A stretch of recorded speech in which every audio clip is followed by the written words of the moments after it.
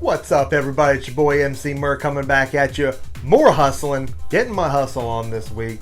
Trying to work another deal right now that I hope is going to make for a very exciting episode. Well, right now. Talking to somebody about a tote of PlayStation stuff. Big tote, lots of PlayStation stuff. A mishmash of, I guess, PlayStation 2 and 1. And then probably some odds and ends too. They're asking $200 for this thing. I mean, I gotta get a closer look to really know what all is in there and really know what kind of money we're talking. I came in at about $100. I was hoping they would just go ahead and take a low offer. Said he didn't want to go that low, but that they would be willing to come down. So I just gotta go check out what's in this tote. Let's do it.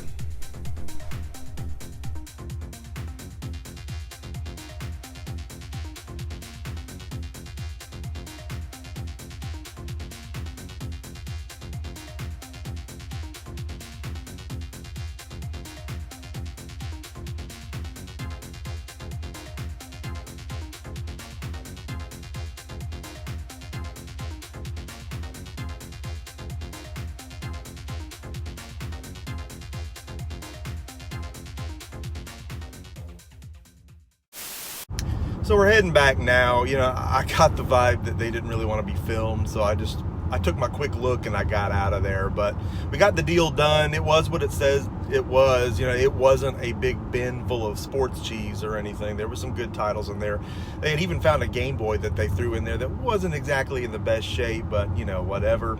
I was hesitant to work that into the valuation. I still wanted them to come down, and they did. Dude said he would do 160, then I came back at 140. Honestly, that's still more than I want to pay for what this is, but figured he'd come back at 150. He accepted the 140, so I'm good with that. I'm glad we got it. I'm pretty sure the money's there and then some. We're heading back to the Mer Cave now. We're gonna get that tote open, and I'm gonna show you what all's in it. All right, so we're back here in the cave now, and I'm ready to bust into this tote. I got a quick look. Even I didn't see everything in there. It's just, I mean, okay, it's there. So what kind of bangers are we talking? I saw a couple potential good ones. Let's get into it and see. All right, let's dig in here. First off, this Game Boy, like I said, is in horrible condition. The battery parts all corroded, and it's just, that's never gonna work again. I may be able to use it for parts, but really isn't part of the valuation. GameStop cases. We got some disc-only diarrhea in here, so why don't we just go through that first? Because it may be good disc-only diarrhea. We don't know. Tetris Worlds, Legendary Adventures, Tony Hawk, Transformers, Star Wars, Need for Speed. We may have boxes for some of these. Underground, bonus disc, Battlefront. Okay, now we're talking. Oh, Wrath of Cortex on the Xbox. Okay, we're going to put that to the side. Samurai Warriors, Ninja Assault, Naruto, lots of Naruto, Unreal Tournament, Warriors games. Again, this isn't a box of sports, Duke. It just isn't. And you know, I saw this and got excited, but it's just a box. This is cool. We've talked about Tokyo Extreme Racer on the show. Totally decent game. Didn't have this one. We got a nice Star Ocean. I mean, it's red label, but man, that's what you hope you see in terms of quality right there. Got a boxed Battlefront. That's Battlefront 2 in the case. So you just don't know what you're getting here. That'll go in the disc-only pile. And then we saw a Battlefront disc. You know, you got to go through people's stuff and really organize it to really know what you've got. And we're going to do that. Ark the Lad. This is a decent one. In decent shape. Real clean looking. That's a cool game. Spider-Man games tend to do pretty good. This was cross-gen, I believe. Got a Resident Evil. That's a real clean one. Real clean copy of that. Manhunt 2. This one sells for a good bit. It's just the disc, but yeah, that's not a cheap game anymore. Kingdom Hearts.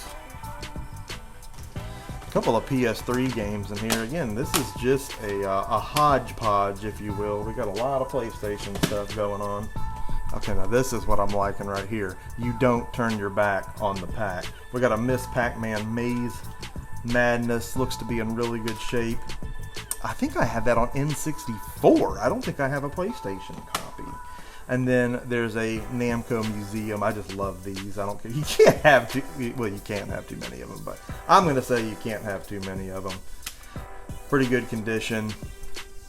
That's awesome. The Simpsons games are kind of seeing a resurgence in value. Not necessarily this one, but not necessarily this one. Sniper Ghost Warrior 2 on the PS3. That's not a bad one just to have in there. So that's a lot of games right there. We got a lot to go through, needless to say. Got to clean these up, refurb any of them that need refurbishing. But a lot of them look really good. So I'm going to do my best to get all this plugged into a price chart right now.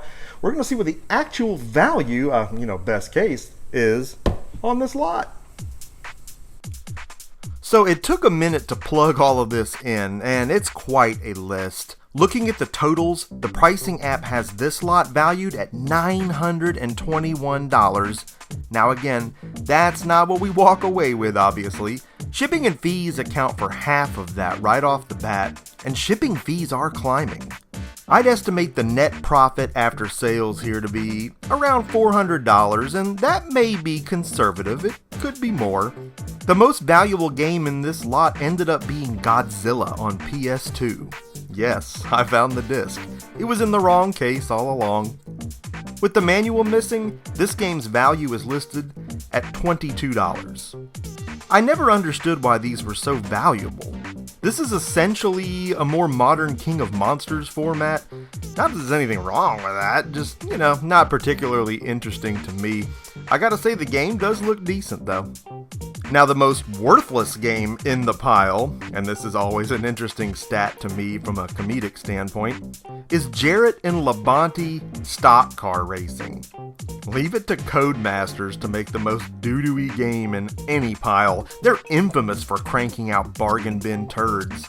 $2 this weighs in at. And this app seldom values anything below $3, I've noticed. But I had to back up a bit on my predictions for this one. It's no worse than any NASCAR franchise entries from its time, and it has some good looking track options. And also the handling wasn't shabby at all. You've even got realistic car damage. I mean, at a glance, for racing games, you could definitely do worse. As far as the Metacritic scores given here, the best game in this lot, pound for pound, is Resident Evil 4, weighing in at a hefty 96. Not a surprise, really. It's always a widely known fan favorite that hits this slot. I'm considering finally holding on to a copy of this despite not really being a Resident Evil guy. I did enjoy beating the 3-make on PS4 recently, and that made me regret selling off so many Resident Evil games in the past that I could have shelved. The crappiest game in the lot, according to the Metacritic scores? Charlie and the Chocolate Factory, coming in at a hilariously puny 35. Is it that bad? Well, Charlie runs like he's holding in a beer can-sized Duke, and the camera movement is abysmal, with this airplane-style control on the right stick, which doesn't appear to be changeable. I've definitely seen worse, and I seem to recall this game being somewhat valuable at one point, although it definitely isn't now. I have a decent handful of games that I'm adding to the shelf right away, all of which I have had come through in the past, but not in this good of condition. And despite lack of real value, I am most stoked for this Namco Collection Volume 1. It's clean, and well, I collect Namco collections. It's fun to see these arcade faves in different formats, and the case artwork is always great too. Only thing left to do now is to play test all of these games and see how many of them are working and see if any of them need to be refurbed. So far, they're all doing pretty good, so I'm happy to report that. I think we got a great lot here.